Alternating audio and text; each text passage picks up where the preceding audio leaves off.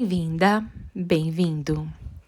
No momento, irei iniciar a leitura de uma parte do livro Mentes Tranquilas, Almas Felizes, escrito por Joyce Meyer. Senhor, não vejo tua força, nem tua bênção na minha vida. Você se pergunta por que não está prosperando, apesar de estar servindo a Deus? Você está entregando a sua vida e o seu tempo na igreja, no ministério, e ainda assim não consegue ver esses projetos crescendo no número e força espiritual. Por quê? Se você respondeu sim a qualquer uma dessas perguntas, a resposta pode ser a presença de conflito e discórdia na sua vida, no seu lar, no seu ambiente de trabalho, no seu ministério. Nos primeiros anos do nosso ministério, Dave e eu nos dedicávamos a várias atividades religiosas ou espirituais, mas faltava paz no nosso lar. Tudo estava bem por um minuto e de repente estávamos todos loucos, gritando e berrando. Ou vivenciávamos o outro extremo. Todos se mantinham num silêncio mortal. Tão frio e quieto que era óbvio que os sentimentos haviam sido feridos, ou que pensamentos errôneos estavam vigorando. Lembro que nossa família discutia durante a viagem inteira até a igreja no domingo de manhã, e todos fingiam que estava tudo bem. Assim que encontrávamos os membros que conhecíamos. Eu fazia isso o tempo todo durante a cerimônia, usando minha cara de igreja, batendo palmas no momento certo, exclamando amém, nos momentos apropriados, fingindo prestar atenção no pastor enquanto ele pregava. No entanto, passava o tempo todo planejando como iria ignorar Dave e as crianças, até que eles me pedissem desculpas. Certamente não tinha a intenção de voltar para casa e preparar-lhes um gostoso jantar. Eu, na verdade, nem planejava falar com eles. Dave e eu muitas vezes falávamos sobre força, prosperidade, cura e sucesso nesses dias. Mas não possuíamos nenhuma dessas coisas. Era como se ficássemos vendo vitrines. Podíamos ver o que Deus nos dissera ser nosso de direito, mas não sabíamos como ter as bênçãos nas nossas mãos.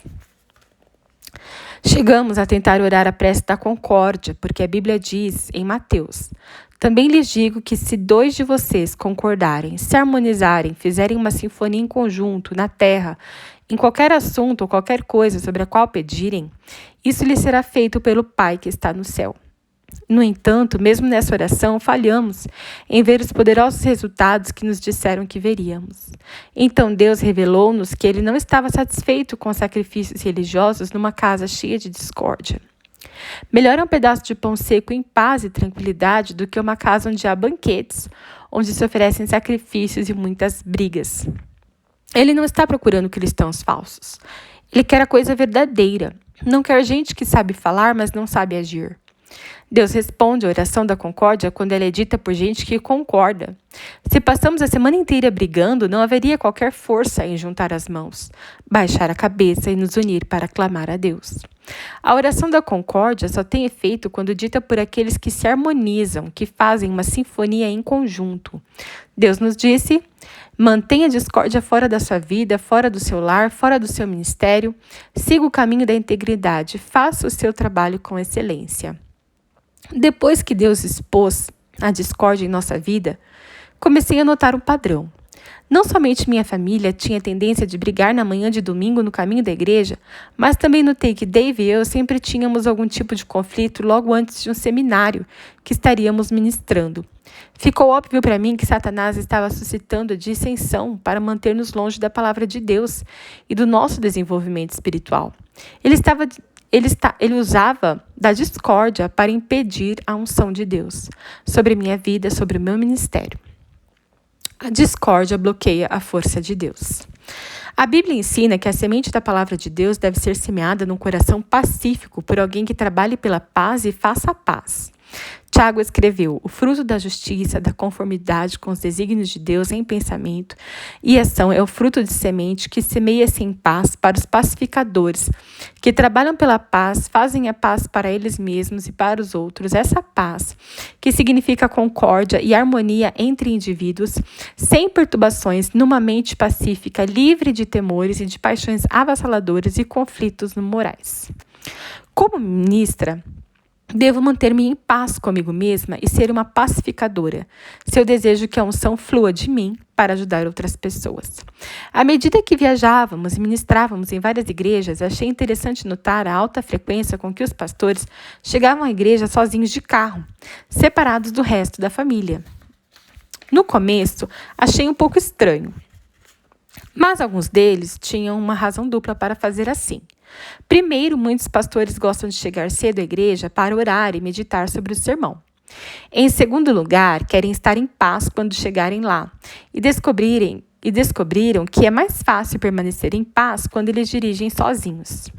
A Bíblia também ensina que o inimigo vem imediatamente após a semente ser lançada no solo, querendo roubar a palavra.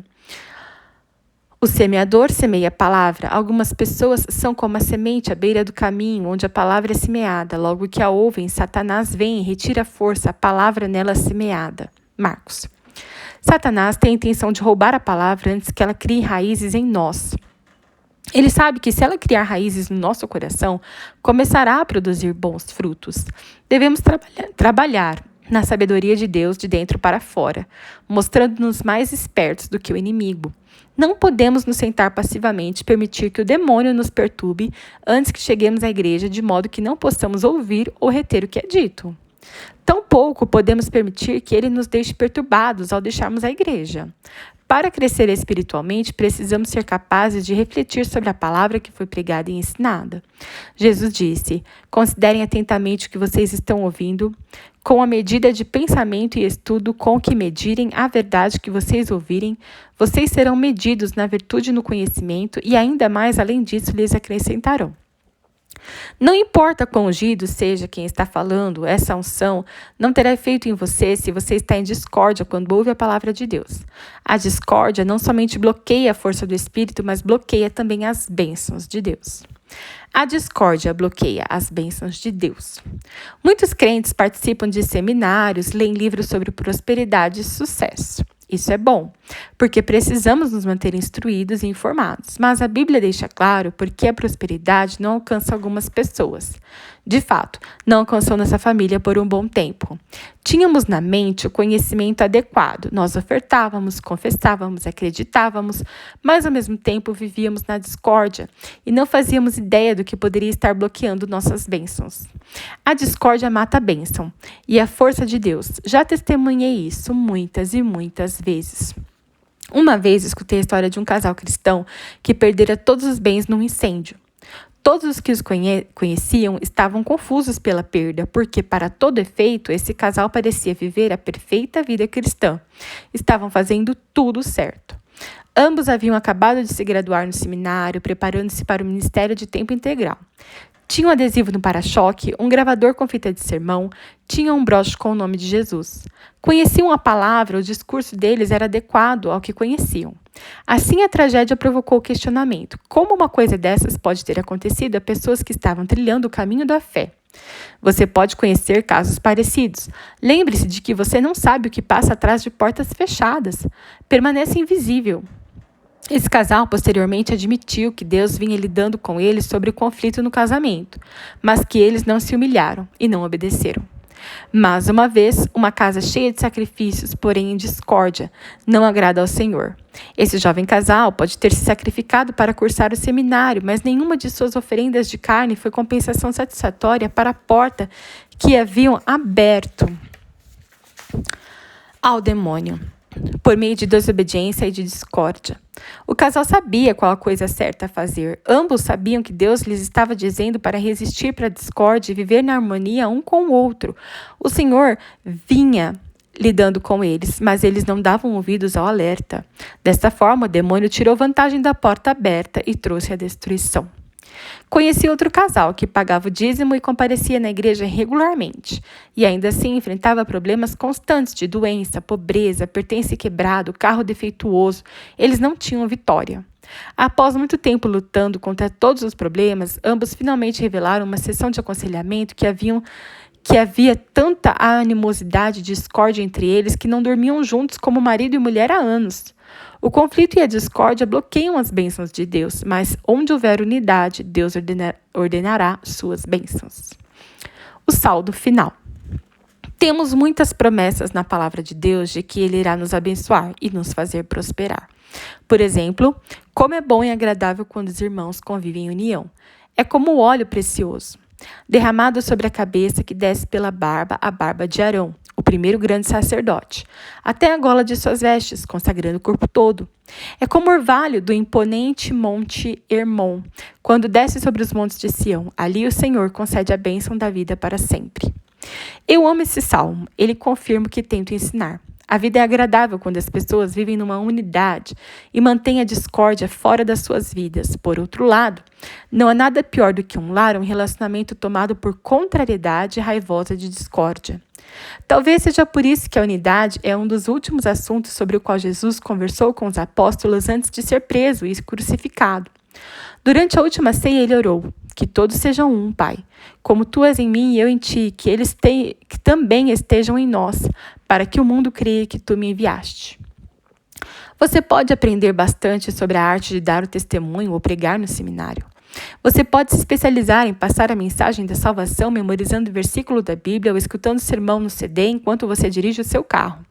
Você pode até comunicar o nosso Salvador ao usar um broche com o nome de Jesus na tua roupa.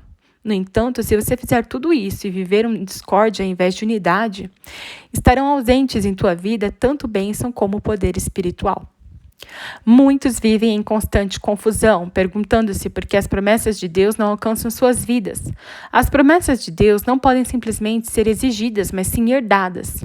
À medida que entramos em um relacionamento filial com o nosso Pai, os filhos de Deus são conduzidos pelo Espírito de Deus. Se você se pergunta por que não está vivendo o poder de Deus e as bênçãos na sua vida, olhe os seus relacionamentos. Você tem problemas com cônjuge, filhos, colegas ou irmãos na fé? Você é fonte de conflito na igreja e no trabalho? Embora seja tentador tirar o corpo fora e evitar encarar os motivos por trás do que nos sobrevém, quando na nossa vida falta o que Deus nos prometeu, temos de estar dispostos a fazê-lo se quisermos as dádivas de Deus. Os testes podem vir por diversas razões, a desobediência é uma delas. Você pode ter problemas que nada têm a ver com desobediência ou discórdia. O demônio o ataca tentando destruir a sua fé. Se resiste firmemente a ele, você chegará na vitória. Por outro lado, é possível que as suas relações turbulentas sejam a raiz do problema. Talvez você não consiga viver em paz com todo mundo com quem convive. Se assim for, não receie que Deus deixe de abençoá-lo. A palavra diz: façam todo o possível para viver em paz com todos. Ao encarar a verdade, tente resistir à discórdia e viva em harmonia. Deus o libertará para viver a vida que você foi feito para viver. Se você for pacificador, as bênçãos e o poder de Deus vão fluir. Resumo e reflexão. Muitas pessoas estão em busca de prosperidade e querem o poder de Deus nas suas vidas. A palavra de Deus nos diz que é necessário, se quisermos isso, fiel, confiável, valoroso e assim sincero em relação às suas promessas é Deus, o qual os chamou à comunhão com seu Filho Jesus Cristo, nosso Senhor. Irmãos, em nome do nosso Senhor Jesus Cristo, suplico a todos vocês que concordem uns com os outros no que falam, para que não haja divisão entre vocês. Antes, que todos estejam unidos em um só pensamento e em um só parecer. Meus irmãos, fui informado por alguns da casa de Chloe de que há divisões e discórdias entre vocês. Você atesta o poder e as bênçãos de Deus na sua vida? Se sim, de que maneira? Se não, olhe para os seus relacionamentos. O que você detecta que poderia estar criando obstáculos no fluxo de bênçãos de Deus para a sua vida? Descreva o que acontece em sua casa na manhã de domingo e quando você está voltando da igreja para casa. Você consegue enxergar um padrão? Estará o inimigo tentando roubar a palavra de Deus antes que seja plantada no seu coração? Você se envolve em discussão e brigas constantemente? Que estratégias você pode empregar no futuro para romper o padrão e estabelecer relacionamentos harmoniosos? Deus demanda obediência à sua palavra poderosa. À luz de nossa discussão sobre conflito e discórdia, reescreva o seguinte versículo usando suas próprias palavras. Jesus orou: para que todos sejam um, Pai, como tu estás em mim e eu em ti. Que eles também estejam em nós, para que o mundo creia que tu me enviaste. Procure em seu passado uma ocasião em que você vivenciou pessoalmente o tipo de unidade de que trata Coríntios. 9:11. 9:11. Como você testemunhou o poder ou a bênção de Deus nessa situação? Podemos ser acometidos por males que não têm absolutamente nada a ver com discórdias. Por outro lado, podemos estar soterrados de problemas que entraram em nossa vida pela porta aberta da discórdia. Que situações desafiadoras ou problemas na sua vida foram causados pela discórdia? Senhor, mostra-me como dissipar situações potencialmente eivadas de discórdia. Ajuda-me a reconhecer qualquer padrão de discórdia em meus relacionamentos, particularmente os que podem estar criando obstáculos no meu crescimento espiritual, bloqueando o teu poder e as tuas bênçãos na minha vida. Ajuda-me a escolher a sabedoria divina da harmonia, da unidade e da paz. Mostra-me como posso restaurar a paz em relacionamentos partidos ou prejudicados por ofensas e mal-entendidos. Faça um novo compromisso de tornar-me um pacificador, sempre que possível, com a tua ajuda. Amém. Obrigada por acompanhar a leitura de mais uma parte do livro Mentes Tranquilas, Almas Felizes, escrito por Joyce Meyer.